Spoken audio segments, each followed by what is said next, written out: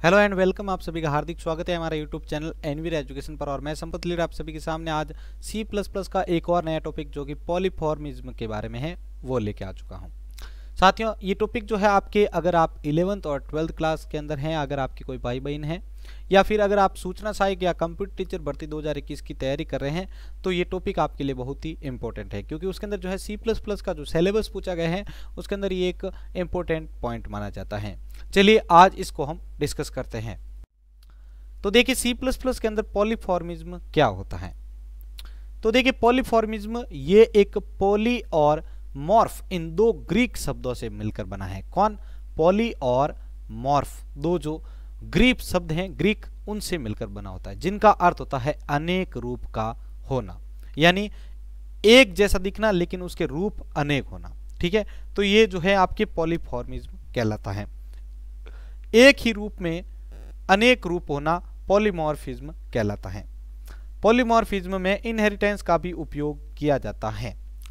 Polymorphism के inheritance में base class और डिराइव्ड क्लास में एक ही नाम का फंक्शन होता है, लेकिन उसकी डेफिनेशन अलग अलग होती है। पॉलीमॉर्फिज्म जो होते हैं वो दो प्रकार के होते हैं। पॉलीमॉर्फिज्म जो होते हैं वो दो प्रकार के होते हैं, कंपाइल टाइम पॉलीमॉर्फिज्म और एक होता है run time polymorphism. Compile time polymorphism के दो प्रकार हैं। कौन कौन से? एक होता है फंक्शन ओवरलोडिंग और दूसरा होता है operator overloading. Run time polymorphism का एक ही प्रकार होता है। ठीक है, आगे बढ़ते हैं। नेक्स्ट आता है साथियों, आपके सामने एक जो है चार्ट या आप ग्राफ मान सकते हैं, जो ग्राफिकल में आपके सामने जो है समझा रहा हूं कि पॉलीमॉर्फिज्म जो है किस प्रकार कार्य करता है। देखिए यहाँ पर स्मार्टफोन का एक सुपर क्लास है जिसके अंदर मेथड्स हैं यानी फंक्शंस है। कौन कौन से? कैमरा, कॉलिंग और म्यूजिक। अब इसके अंदर देखिए सब क्लासेज हैं तीन, माइक्रोसॉफ्ट, सैमसंग एंड एप्पल। ठीक है, तीनों के तीनों जो है डिवाइसेस बनाती हैं। अब देखिए माइक्रोसॉफ्ट भी जो है कैमरा, कॉलिंग और म्यूजिक को यूज करती है।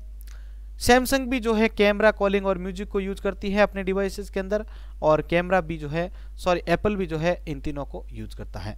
मीन्स इन द सेंस ये है कि इन तीनों मेथड्स को अलग अलग जगह पर अनेक जो है अलग अलग जगह पर इनको जो है यूज किया जा रहा है, लेकिन बनाते टाइम सिर्फ हमने एक बार इसको क्रिएट किया था। ठीक है, तो ये यहाँ पर जो है इनको अलग अलग जगह पर यूज लिया जा रहा है इन फंक्शन को, जबकि क्रिएट एक ही जगह पर किया गया था मेथड्स को। तो ये जो सभी जगह ये काम कर रहे हैं, ठीक है, तो ये बहरूपण यानी एक से अधिक जगह पर ये कार्य कर रहे हैं। ठीक है, अनेक रूप में जो है ये पाए जा रहे हैं यहाँ पर और अनेक अनेक रूप से जो है ये कार्य कर रहे हैं। आगे देखते हैं साथियों। नेक्स्ट आपका टॉपिक आता है फंक्शन ओवरलोडिंग यानी कंपाइल टाइम या स्टैटिक बाइंडिंग के बारे में। C++ में एक से ज्यादा एक जैसे नाम के फंक्शन इस्तेमाल किया जाता है, पर C में इसका इस्तेमाल नहीं हो सकता है। एक प्रोग्राम में एक से ज्यादा एक ही नाम के फंक्शन इस्तेमाल करना फंक्शन ओवरलोडिंग कहलाता है। एक फंक्शन दूसरी बार पहले जैसे इस्तेमाल नहीं किया जा सकता है। फॉर एग्जाम्पल, जब ऐसा होता है तो compiler function can not overloaded का एरर दे देता है। Void function and void function 2। तो देखिए यहाँ पर इंटीजर a और इंटीजर b, यहाँ पर भी देखिए इंटीजर a और इंटीजर b, इस प्रकार के दो फंक्शन हैं। आगे देखते हैं साथियों। नेक्स्ट आता है अपने पास फंक्शन ओवरलोडिंग का इस्तेमाल करना हो तो हर सेम नाम के फंक्शन का पैरामीटर का डाटा टाइप, पैरामीटर की संख्या अलग अलग इस्तेमाल की जाती है। देखिए यहाँ पर फॉर एग्जाम्पल वॉइड फंक्शन अलग है, वॉइड फंक्शन इंटीजर a अलग है। यहाँ पर देखिए इंटीजर था, यहाँ पर फ्लोट आ चुका है, यहाँ पर इंटीजर 2 कर दिए, यहाँ पर इंटीजर 3 कर दिए, मतलब ये एक जैसा नहीं होना चाहिए। ठीक है, तो ये होता आपके फंक्शन ओवरलोडिंग। आगे देखते हैं साथियों।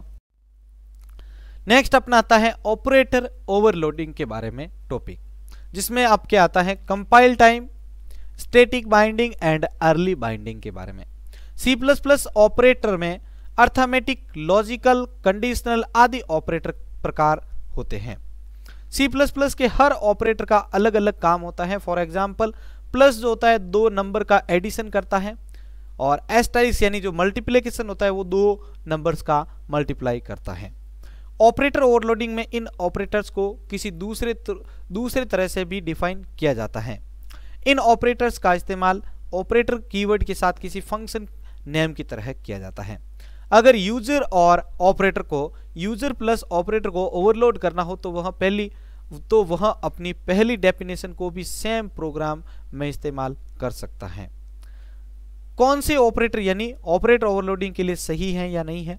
तो देखिए C++ के सभी ऑपरेटर्स का ओवरलोडिंग में इस्तेमाल किया जा सकता है, पर कुछ ऑपरेटर ऐसे हैं कि जिनका इस्तेमाल ऑपरेटर ओवरलोडिंग में नहीं हो सकता है।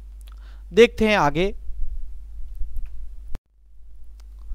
नीचे दिए हुए ऑपरेटर्स का इस्तेमाल ओवरलोडिंग में नहीं किया जा सकता है। देखिए किन किन ऑपरेटर का प्रयोग जो है हम ओवरलोडिंग के दौरान नहीं कर सकते हैं।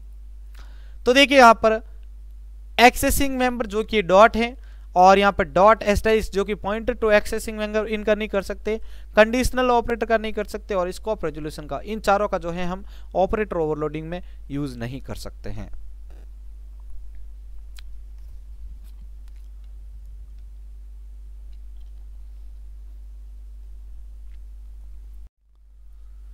अब देखिए साथियों, नीचे दिए हुए ऑपरेटर्स का इस्तेमाल जो होता है ओवरलोडिंग में किया जाता है। इससे पहले जो थे वो उनका प्रयोग नहीं किया जाता है।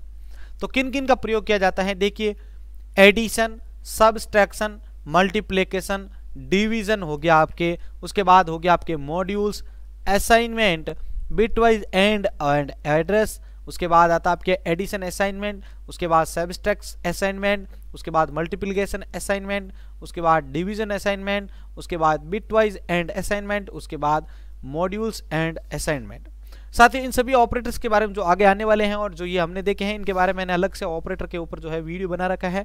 अगर आपने नहीं देखा है तो आप जरूर देखिएगा, आई बटन में उसका लिंक मिल जाएगा आपको। चलिए आगे बढ़ते हैं। अब देखिए यहाँ पर नेक्स्ट कौन कौन सी लिस्ट आती है। नेक्स्ट आता है आपके ग्रेटर देन और इक्वल टू, फिर आता है equal to, increment, decrement, less then.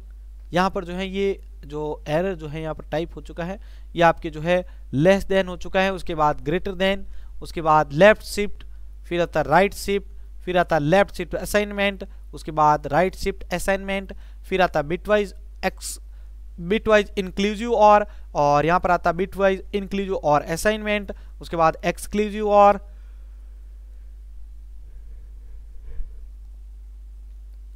Exclusive assignment, one complement, comma, logical not, not और इक्वल, लॉजिकल एंड। आगे और देखते हैं। आगे आता है साथियों लॉजिकल और, उसके बाद आता है pointer, member selection, pointer to member, array subscript, new and delete.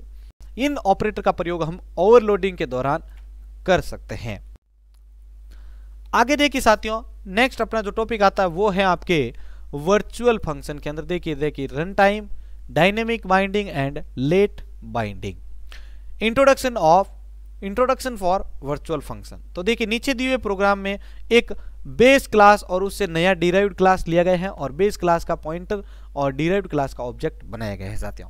इस प्रोग्राम के ऊपर मैं जो है अलग से वीडियो बनाऊंगा साथियों, उसके अंदर आपको ये प्रोग्राम देखने को मिलेगा, क्योंकि हम थ्योरिकल पार्ट के अंदर जो है प्रोग्राम इंक्लूड नहीं करेंगे। अगर बेस क्लास को बेस क्लास प्रिंट में पॉइंट किया जाए तो बेस क्लास के मेंबर फंक्शन को एक्सेस किया जा सकता है। यहां पर बेस क्लास के पॉइंटर से डिराइव्ड क्लास के मेंबर को पॉइंट करके एक्सेस नहीं किया जा सकता है, लेकिन वर्चुअल फंक्शन से बेस क्लास के पॉइंटर से डिराइव्ड क्लास के मेंबर को पॉइंट करके उसके मेंबर को एक्सेस किया जा सकता है साथियों। तो इस प्रकार हमने जो है आज के इस पूरे वीडियो के अंदर जो है पॉलीफॉर्मिज्म से संबंधित जो है टॉपिक क्लियर किए हैं साथियों। आप अपनी राय जो है सभी कमेंट बॉक्स में जरूर दीजिएगा कि आपको जो है ये वीडियो कैसा लगा है और ये पॉइंट सभी जो है कैसे लगे हैं। आप जो है इसे अपने दोस्तों के साथ जरूर शेयर कीजिएगा। आप हमारे टेलीग्राम, फेसबुक, इंस्टाग्राम पेज से अभी तक नहीं जुड़े हैं, चैनल से नहीं जुड़े हैं, तो आप सभी जो है जरूर जुड़े। इस वीडियो के नीचे डिस्क्रिप्शन में आपको उसका लिंक मिल जाएगा, बस वहाँ पे क्लिक करके वो आप ज्वाइन कर सकते हैं। इसी के साथ मैं संपत लीड आप सभी से अलविदा लेता हूँ। मिलते हैं नेक्स्ट वीडियो में। धन्यवाद।